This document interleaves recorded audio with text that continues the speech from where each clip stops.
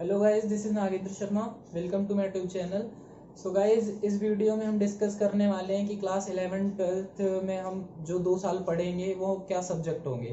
Basically अभी हम यहाँ पे डिसाइड करने वाले हैं कि आपको क्लास 10th के बाद क्या ऐसे सब्जेक्ट है, क्या ऐसी स्ट्रीम है जो आपको लेनी चाहिए। इस वीडियो में मैं आपको कुछ ऐसे 5 स्टेप बताऊंगा जिनके थ्रू आप इस चीज़ को डिसाइड कर पाएंगे कि आपको कौन सी स्ट्रीम लेनी है। ठीक है, वो 5 स्टेप अभी हम देखेंगे, क्योंकि ये बहुत ही मेजर प्रॉब्लम है जो लगभग सारे स्टूडेंट के साथ होती है। क्योंकि अभी तक आपने क्लास 10th में 9th 10th में आपने वो सारे सब्जेक्ट पढ़े हैं। जो आपका पहला स्टेप होगा, स्टेप 1।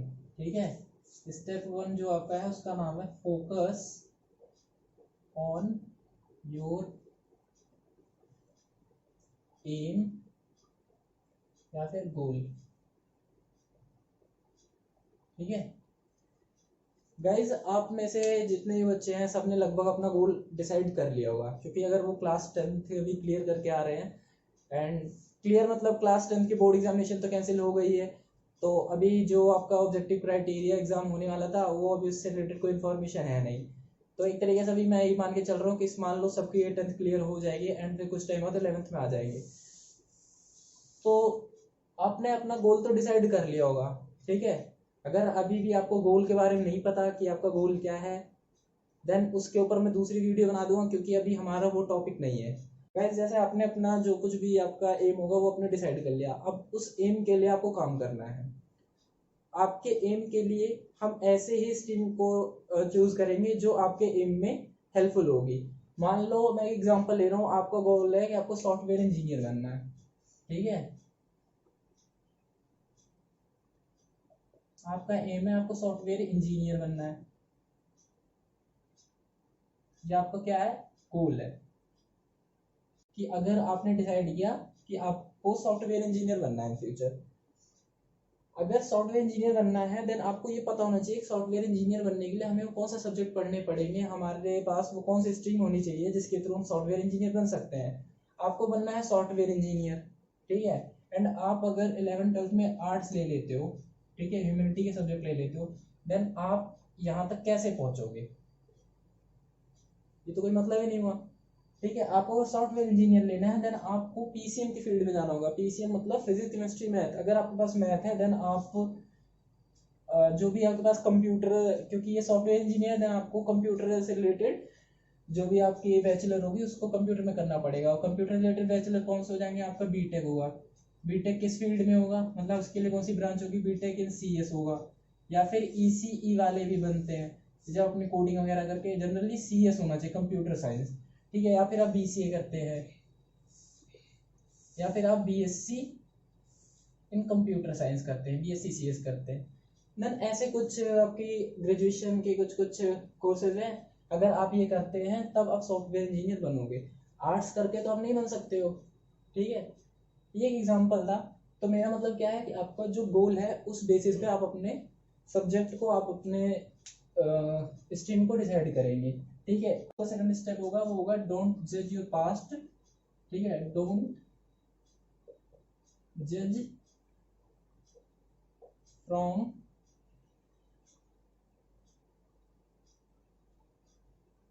Your past performances. एक सेकंड में इसको थोड़ा हटा देता हूँ। ठीक है, ये इसका क्या मतलब है, सेकंड स्टेप, डोंट जज फ्रॉम योर पास्ट परफॉर्मेंस। ये सेकंड स्टेप है और ये भी काफी इंपॉर्टेंट स्टेप है। इसमें का क्या मतलब है कि आपने क्लास 10th क्लास 9th आप पढ़ के क्लास 11th में जा रहे हो, देन क्लास 11th में आप सोच रहे हो कि मैं मैथ ले लेता हूँ। मान लो आपने मैथ डिसाइड किया। आप मैथ क्यों ले रहे हो, क्योंकि आप देख रहे हो कि क्लास 10th में आपके मैथ में बहुत अच्छे मार्क्स है, जबकि आपको मैथ में इंटरेस्ट नहीं है, लेकिन किसी वजह से जो कुछ भी आपके पास मार्क्स अच्छे हो गए एंड आपको इंटरेस्ट है हिस्ट्री में। ऐसे ही अगर मैं बोलूँ कि आपको हिस्ट्री में बिल्कुल इंटरेस्ट नहीं है एंड आपके मार्क्स आ गए 92, मान लो बोर्ड में 92 आ गए, एंड आपको मैथ में बहुत ज़्यादा इंटरेस्ट है, मैथ को सॉल्व करने में अच्छा भी लगता है, मज़ा आता है आपको सॉल्व करने में, आप उस पर एक्स्ट्रा प्रॉब्लम सॉल्व करते हो, आप मतलब मैथ अगर करते हो तो आप खुश होते हो, और मैथ में आपके रह गए 60 मार्क्स, और एसएसटी जिसमें जो चीज़ आपको पसंद नहीं है उसमें है आपके 92 एंड मैथ आपको पसंद है फिर भी उसमें है कितने 60 मार्क्स। तो आप देखोगे कि एसएसटी में तो यार ज़्यादा मार्क्स हैं, देन मैं एसएसटी मतलब मैं ह्यूमैनिटी ले लेता हूँ। ह्यूमैनिटी ले लोगे, बट क्या पता वो जो आपके ज़्यादा मार्क्स हैं वो किसी वजह से ज़्यादा रह गए हों, बट आगे चल के आपके मार्क्स बुरे हो जाएं, आपको इंटरेस्ट नहीं है, तो आपको अपने 2 साल बर्बाद नहीं करने हैं, ठीक है। फिर क्या पता आप उतने अच्छे से उस चीज़ को ना कर पाओ, एंड आपको बनना था सॉफ्टवेयर इंजीनियर, बट एसएसटी में अच्छे मार्क्स आ गए, देन आप सॉफ्टवेयर इंजीनियर, आपने अपना एम भी चेंज कर दिया। तो मेरे कहने की मतलब है जो आपकी पास्ट परफॉर्मेंस है, अगर मान लो आपके मैथ में 60 है और आपके एसएसटी में, ठीक है, आपके एसएसटी में 92 है, बट इंटरेस्ट आपको इसमें है ज़्यादा एंड इसमें इंटरेस्ट आपको नहीं है, फिर भी आप इसको ले रहे हो, क्यों ले रहे हो? क्योंकि इसमें आपके 92 है एंड ये 60 है, तो आप इसको नहीं ले रहे हो, देन आपका ये डिसीजन गलत होगा। गलत क्यों है? आपको इंटरेस्ट मैथ में है, देन आप मैथ ही लोगे। क्या पता जो 60 मार्क्स हैं किसी वजह से 60 रह गए, हम मार्क्स पे नहीं बात करेंगे, बात करेंगे किस चीज़ में इंटरेस्ट है, क्योंकि हमें हमारा फ्यूचर किस में ले जाना है, एंड अगर हमें इसमें इंटरेस्ट आ रहा है तब हम इस चीज़ को ऑप्ट करेंगे। क्या पता जो आपके 60 हैं आपको आगे चल के आपके जो 12th के बोर्ड होंगे उसमें आपके 95 प्लस आ जाए, ठीक है ना। ये तो आपकी मेहनत पे डिपेंड करता है। देन अगर आपको आगे चल के सक्सेसफुल होना है, आपको अपने गोल तक पहुंचना है, तो उसके पास 2 चीज़ें हैं, एक तो आपकी गाइडेंस सही होनी चाहिए, मतलब आप जिस डायरेक्शन में आ रहे हो वो सही है, एंड उसके साथ आपको सही से मेहनत करनी पड़ेगी, बस।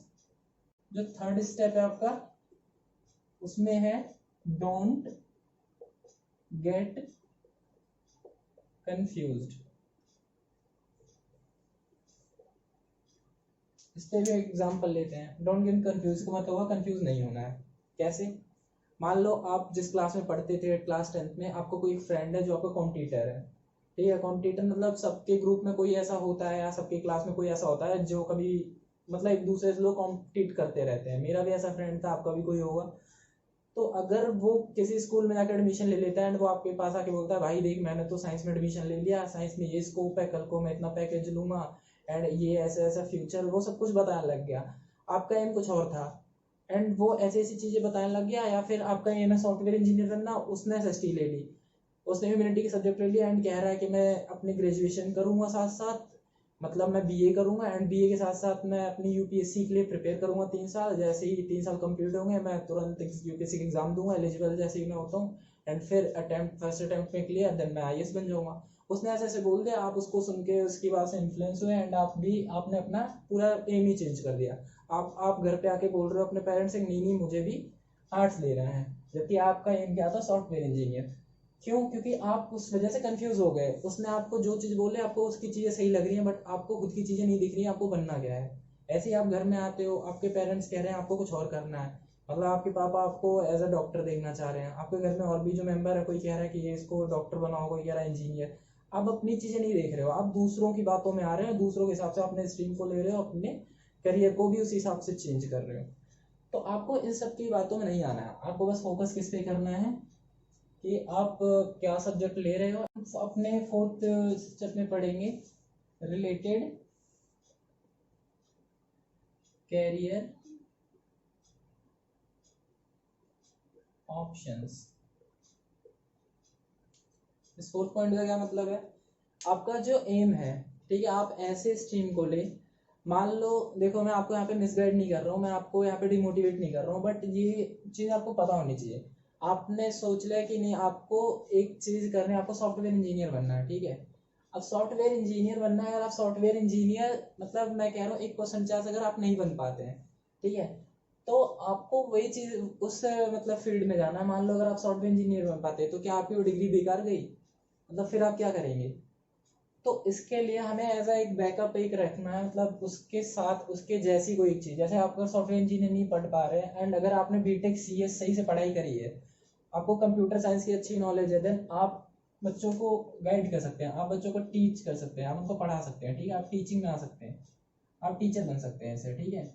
आपको अगर किसी एक लैंग्वेज की सही से नॉलेज है, आपको मान लो C++ आ रही है, ठीक है, आपको कोई एक लैंग्वेज आ रही है, आपको मान लो पाइथन आ रही है, या कोई भी कुछ भी आ रहा है, अगर किसी एक पे आप फोकस करेंगे, तो अगर आप सॉफ्टवेयर इंजीनियर नहीं बन पा रहे हैं, बट अगर आपको किसी एक लैंग्वेज की, किसी एक सब्जेक्ट की अच्छे से नॉलेज है ना, आप बच्चों को उसके बारे में बता सकते हैं, आप पढ़ा सकते हैं ना, आप एज अ टीचर हो सकते हैं। तो मेरे कहने का मतलब है इस पॉइंट में रिलेटेड कैरियर ऑप्शंस, मतलब आप जिस कैरियर को ऑप्ट कर रहे हैं उससे रिलेटेड भी ऑप्शंस देखें कि अगर वो नहीं है या उसके जैसे क्या क्या चीज़ें हैं। अगर मान लो किसी एक चीज़ के लिए हम प्रिपेयर कर रहे हैं एंड उसके जैसी अगर उसी के आसपास 2-3 चीज़ें और हैं तो हमारे लिए और सही होगा, क्योंकि फिर हम अगर उस चीज़ को नहीं अचीव कर पा रहे हैं तो हम सेकंड वन को चूज कर सकते हैं। तो इसी हिसाब से आपको इस पॉइंट पे फोकस करना है कि रिलेटेड कैरियर ऑप्शन। ठीक है, जो फिफ्थ पॉइंट है आपका, फिफ्थ स्टेप, उसमें क्या होगा? फिफ्थ स्टेप में होगा कि read some chapters of class 11। ठीक है, आपके सीनियर्स में होंगे काफी लोग, या आपके फैमिली में भी कोई हो सकता है, आपके बड़े भाई बहन। देन उनके पास, जिसके पास 11th की बुक है, आप उनके पास जाकर उनकी 11th की बुक ले लो। ठीक है, एंड अभी तो आपका कुछ नहीं है, अभी आप फ्री होंगे, मतलब ठीक है आप भी पढ़ते रहते हो हमेशा एंड इस वक्त आप फ्री हो, कोई बात नहीं। बट अगर आप पूरे दिन में 1-2 घंटे अगर खुद के ऊपर दे रहे हैं, जैसे अगर कुछ चैप्टर की रीडिंग लगा रहे हो, अगर मैं कह रहा हूँ केमिस्ट्री का, आप 11th केमिस्ट्री में जाके फर्स्ट चैप्टर अगर आप रीडिंग लगाओगे, देन आपको उससे एक आइडिया हो जाएगा कि केमिस्ट्री में बेसिक हम पढ़ते क्या है। ठीक है, ऐसे अगर हम 2-3 दिन या फिर 1-2 हफ्ते अगर उस चीज़ को करते हैं, अगर हम किसी भी सब्जेक्ट के बारे में थोड़ी बहुत भी एनालाइज करते हैं, पढ़ते हैं, ऐसे करके हम अगर कॉमर्स के कुछ सब्जेक्ट पढ़ लेते हैं, फिजिक्स पढ़ ले रहे हैं मतलब साइंस में, या फिर आर्ट्स में कुछ पढ़ते हैं, तो इससे हमें एक क्लियर हो जाएगा, हमें इससे एक चीज़ पता चलेगी कि हम कौन सा सब्जेक्ट लेने वाले हैं एंड जो सब्जेक्ट हम आगे 1-2 साल में पढ़ेंगे क्या वो सही है। तो गाइस ये कुछ 5 टॉपिक है, कुछ 5 स्टेप है जिनके थ्रू आप डिसाइड कर सकते हैं कि आपको कौन सी स्ट्रीम लेनी है। जरूरी नहीं है कि इन 5 स्टेप को अगर आप देख लेंगे देन आप डिसाइड ही कर लेंगे आपकी स्ट्रीम क्या है, बट हाँ ये हेल्पफुल जरूर होंगे आपके लिए। मतलब अगर आप इन 5 टॉपिक को सही से देखते हैं एंड इसको फॉलो कर रहे हो, ठीक है, तो आपको एक आइडिया लग जाएगा कि आप इन फ्यूचर कौन से स्ट्रीम ऑप्ट करने वाले हो, आप किस चीज़ के बारे में पढ़ने वाले हो। एंड जो इन सब पॉइंट में सबसे जो इम्पोर्टेंट है वो 2 पॉइंट है। एक तो है फोकस ऑन योर एम, ठीक है, अपने एम को ध्यान में रखते हुए हम उस हिसाब से अपनी स्ट्रीम को लेंगे, मतलब हमें लाइफ में क्या करना है उस हिसाब से अपने सब्जेक्ट को डिसाइड करेंगे। एंड जो सेकंड स्टेप है ये सबसे इंपॉर्टेंट है, एक ये है और दूसरा ये, इसमें क्या है कि अपने पास्ट को नहीं देखना है, मतलब पास्ट को देखते हुए हम अपने सब्जेक्ट को नहीं लेंगे। क्यों नहीं लेंगे? मतलब पास्ट के जो मार्क्स है, जैसे मैंने एग्जांपल दिया मैथ और साइंस का, सॉरी मैथ और एसएसटी का, कि अगर एसएसटी में हमें इंटरेस्ट नहीं है, हम अच्छे मार्क्स ले आ रहे हैं और मैथ में इंटरेस्ट है, उसके बाद ही मैथ में कम मार्क्स है, फिर हम एसएसटी ले रहे हैं, देन वो गलत डिसीजन होगा। क्योंकि जरूरी नहीं है कि अगर आपके 92 मार्क्स उसमें आ रहे हैं एसएसटी में क्लास 10th की, तो आपके 11th-12th में भी आ जाएंगे। ठीक है, तो ठीक है, कुछ ऐसे 5 स्टेप है, इनको आप ध्यान में रखते हुए अपने स्ट्रीम को ऑप्ट कर सकते हैं। बेसिकली आप इनकी रीडिंग लगाओ कुछ टाइम तक, उसके बाद आपको खुद एक आइडिया लगेगा। एंड गाइज जिनको अपने गोल के बारे में नहीं पता, ठीक है, उनको गोल कैसे डिसाइड करना है, देन इसके ऊपर मैं वीडियो बना दूंगा। फिलहाल इस वीडियो में बस इतना ही कि हम अपने करियर को, सॉरी हम अपने स्ट्रीम को कैसे डिसाइड कर सकते हैं बाय 5 स्टेप्स। ओके, ठीक है गाइज, मिलते हैं अगली वीडियो में, तब तक के लिए खुद का ख्याल रखें, धन्यवाद।